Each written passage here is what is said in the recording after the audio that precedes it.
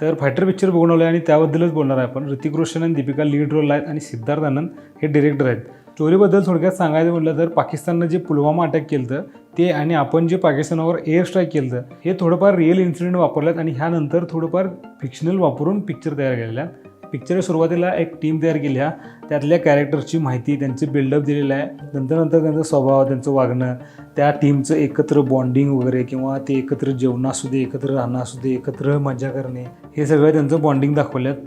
इंटरव्ह्यूनंतर याच टीममधले दोघंजण एका अटॅकमध्ये पाकिस्तानला सापडतात आणि त्यांना वाचवण्यासाठी, त्यांना परत मिळवण्यासाठी भारताचं जे एअरफोर्स आहे ते प्रयत्न करत असते. पहिला सुरुवातीला चांगल्या रीतीनं प्रयत्न करतात आणि पाकिस्तानची जी फोर्स आहे ते व्यवस्थित पाठवून देतो म्हणून सांगितलेलं असतात, पण त्यातल्या एकट्याला मारतात आणि त्याची डेड बॉडी पाठवतात. त्यानंतर जे चालू होते, ऋतिक रोशन चिडतोय, अनिल कपूर चिडतोय, असलं वाईट चिडतात की नाही सगळेजण. त्यानंतरनं जे ॲक्शन चालू होते, एरियल फाईट सीन, हे फायटर उडाल्यात, गोळीबारी, बॉम्बस्फोट आणि पिक्चरमध्ये 2-3 सीन एवढी कडक वाढतात की नाही. एक तर सीन मला लय आवडला आहे.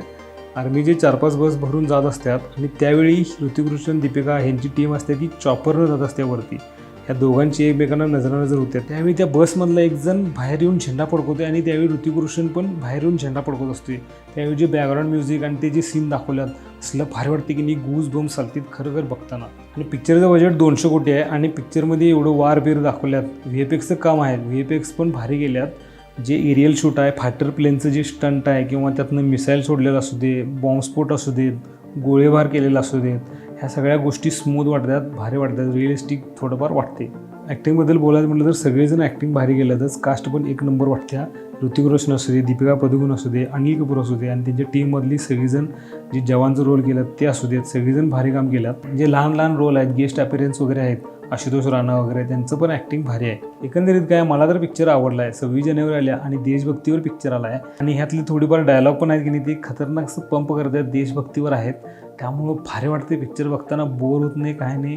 पिक्चर एक नंबर आहे, मला तर आवडला आहे. काही लोकांना आवडेल, नाही आवडेल, सगळ्यांचे विचार वेगवेगळे असू शकतात या पिक्चरबद्दल. आम्ही पिक्चर बघितला असला किंवा तुमचे विचार काय असतील तर तुम्ही कमेंटमध्ये सांगा आणि माझे विचार जर तुम्हाला आवडले असतील तर लाईक करा आणि सबस्क्राईब करा.